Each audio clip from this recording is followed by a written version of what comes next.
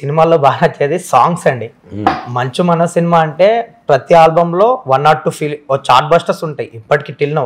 శౌర్య వరకు, మీ దొంగది నుంచి శౌర్య వరకు ప్రతి సినిమాలో ఆ సినిమా మిస్ఫేర్ అయినా సాంగ్ మాత్రం గట్టిగా వెళ్తుంది. నాకు శౌర్యలో సాంగ్ కూడా చాలా ఇష్టం.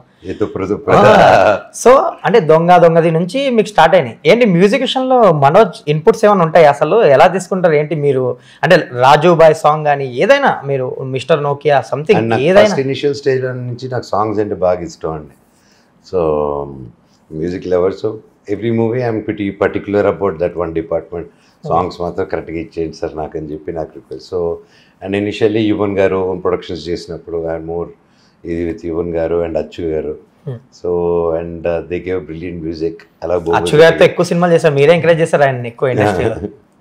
ఫస్ట్ సినిమా అచ్చుది నేను మీకు తెలుసా? అదే అన్న, మీరే ఇంట్రడ్యూస్ చేశారు, మీరే ఎంకరేజ్ చేశారు కూడా. It's his talent. నేను ఎంకరేజ్ చేసేది టాలెంట్ లేకపోతే ఎందుకు పెట్టుకుంటాను. It's his own.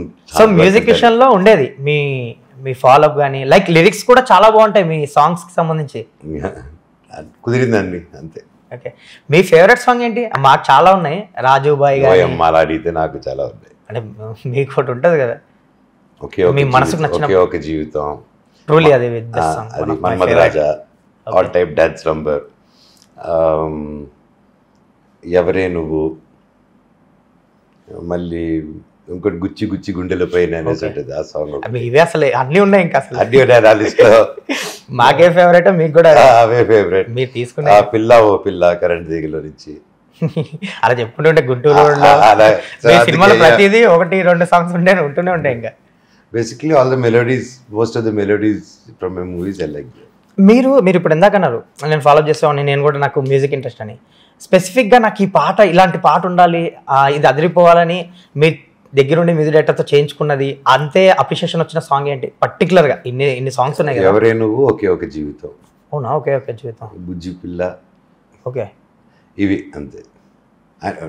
చాలా ఉంటాయి బట్ మోస్ట్ ఇవి మూడింటికి. ట్రూలీ ఒకే ఒక జీవితం సాంగ్లో, మిస్టర్ నోకియాలో ఆ సాంగ్లో చాలా లైఫ్ ఉంటుంది, ఫిలాసఫీ ఉంటుంది, లైఫ్ ఉంటుంది.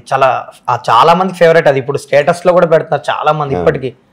సో అది బాగా కుదిరింది, ఆ లిరిక్స్ కానీ ఆ సాంగ్ కానీ. సో మీరు ఫస్ట్ ఆ సాంగ్ వినగానే మీకేమనిపించింది? మీరు అన్నారు కదా ఫాలోఅప్ చేసి అదంతా సెట్ చేసుకున్నాను. జోగేష్ శాస్త్రి గారు ఆయన రాసిన వెంటనే వచ్చి వినిపించడం జరిగింది. అండ్ ఇంకా ఆయన గురించి నేను చెప్పక్కర్లేదు. ఈజ్ ఎ గ్రేట్ కవి and very close to me, నా బ్రదర్ లాగా ఆయన ఫస్ట్ నుంచి. అండ్ అది ఆ టైంకి అండ్ అని గారి director mister Nokia. So it was a collective team work అండి. And it came out beautifully. అప్పుడు అంటే కొన్ని మాస్టర్ పీసులకి ఏం చెప్పలేము, అది ప్లాన్ చేసి మాస్టర్ పీస్ ఇచ్చామని చెప్పి అన్ని సాంగ్లకి అదే కష్టపడతాం. కొన్ని హిట్ అవుతాయి, అది అలా హిట్ అయిపోయింది. అండ్ బట్ దాన్ని స్టార్టింగ్ నుంచి యువన్ గారు ట్యూన్ ఇచ్చి అదే వచ్చినప్పటి నుంచే we know this is a super hit song. అది మాత్రం అనిపిస్తుంది మాకు, మంచి సాంగ్ చేస్తున్నాం. అండ్ అది ఆ ట్యూన్ వచ్చినప్పుడు వల్ల అందరూ అలాగా హమ్మింగ్ అప్పటి నుంచే అందరూ ఒక ఇంట్రెస్ట్ ఉంది దాన్ని. ఆ పిక్చరేషన్ కూడా బాగా కుదిరింది. ఆ జర్నీ చేస్తూ కార్లో మీరు అప్పుడే కొత్తగా రింగ్ రోడ్, అప్పుడే ఫస్ట్ వేసారు రింగ్ రోడ్. ఓకే, సో అందుకే ట్రాఫిక్ ఏది ఉండకుండా ఈజీగా రింగ్ రోడ్ లో ఇంకో ట్రక్ మీద జిమ్మీ జిప్ మౌంట్ చేసుకొని ఈ కార్ వెళ్తుంది, అక్కడ రాజశేఖర్ గారు కెమెరామ్యాన్. సో అక్కడి నుంచి కార్ వెళ్తుంది, రింగ్ రోడ్ లో జిమ్మీ హ్యాపీగా తిప్పుకుంటారు వేరే కార్లో పెట్టుకొని. సో అలా వాడామన్నమాట రింగ్ రోడ్ అప్పుడు. అండ్ నాకు అదే ఆల్బంలో నిన్ను కన్నది ఎవరైపిస్తే అసలు వన్ ఆఫ్ మై ఫేవరెట్ అనమాట. అప్పుడే ఫోన్స్ ఉండేవి, ఎక్కువ క్వాలిటీ నేను అదే పెట్టేవాడిని. ఒక 1-2 years వరకు అదే పెట్టా. నన్ను చూసి మా ఫ్రెండ్స్ అందరూ కూడా క్వాలిటీని పెట్టేవారు. నాకు ఫేవరెట్ అది. అంటే మంచి అసలు ఎనర్జెటిక్గా ఉంటుంది ఆ నెంబర్ కూడా, ఆ సాంగ్ కూడా. ఏంటి యువన్ శంకర్ గారు చాయిస్ మీదేనా ఆ సినిమాకి సంబంధించి? కలెక్టివ్ చాయిస్ అండి. యువన్ గారు అంటే బాగుంటుంది, మిస్టర్ నోకియా దగ్గర ఒక కోకీ ఫిలిం తీస్తున్నాము, డిఫరెంట్ ఫిలిం అనేసి అందరూ అప్పటికే రాజుబాయ్ కాంబినేషన్ అంతా ఉంది కాబట్టి they thought okay we can do this అనుకొని అందరూ కలెక్టివ్ డెసిషన్తో ముందుకెళ్ళాము. మీరు అన్నట్టు రాజుబాయ్ సాంగ్ కూడా ఎవరే నువ్వు, ఆ సాంగ్ గురించి ఏమైనా చెప్పండి. అసలు one of my favourite song అది అందరికీ కూడా. అది తమిళ్లో దేవదయ కండేనని ధనుష్ గారి సినిమా, కాదల్ కొండేనని one of my favourite films of Dhanush గారు అండ్ సెల్వరాఘవన్ గారు.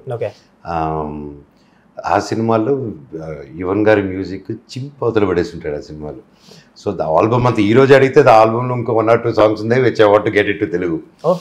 So I believe that beautiful songs in Tamil. ఎందుకంటే నేను అక్కడ పుట్టి పెరిగాను, చెన్నైలో, తిరుపతి, అక్కడ ఆ బేస్లో పెరిగాను కాబట్టి నాకు ఇటు పక్క చాలా మందికి అక్కడ ఉన్న మంచి సాంగ్స్ తెలియదని నాకు తెలుసు, నాకు రెండు పక్కలు తెలుసు కాబట్టి. సో దట్ మీరు ఇవి వినేవారు అవి వినేవారు కాబట్టి ఇవి వినేవారిని అది వినేవాడిని కాబట్టి. సో ఐ థాట్ ఓకే అక్కడున్న మంచి మాస్టర్ పీస్లు కూడా ఇక్కడ తీసుకురావచ్చు ఉద్దేశంతో even today when I get a chance there are few songs which I want to get. And ఆ భాగంగా అప్పుడు దాంట్లో ఆ సినిమాలో ఏంటంటే అది బ్రేకప్ సాంగ్. ధనుష్ అది ఆ క్యారెక్టర్ బ్రేకప్ అయినప్పుడు దేవదయ కండేన్ అనేసి ఫుల్ శ్మశానాల్లోకి వెళ్ళి పాడుతూ ఉంటాడు. సో ఆ ఫీల్డ్లో ఉంటుంది, ఆ ట్రిప్లో ఉంటుంది అది. ఓకే అప్పుడు ఈ సినిమా వచ్చినప్పుడు నేను సజెస్ట్ చేశాను ఆ సాంగ్ దీనికి ఉంటే ఎలా ఉంటుంది ఆలోచించుండే.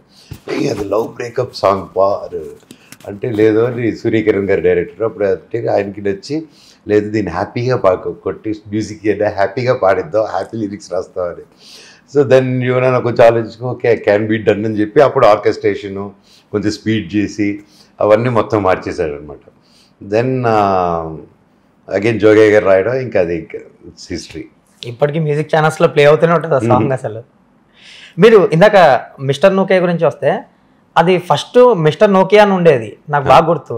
టైటిల్ సంథింగ్ ఏదో కేస్ అయ్యి తర్వాత మార్చాల్సి వచ్చింది అనుకుంటా. ఏంటి ఆ ప్రాబ్లం ఏంటి అసలు? నాకు సరిగ్గా గుర్తులేదండి. సమ్ కాపీరైట్ ఇష్యూస్ వచ్చింది పేరు మీద.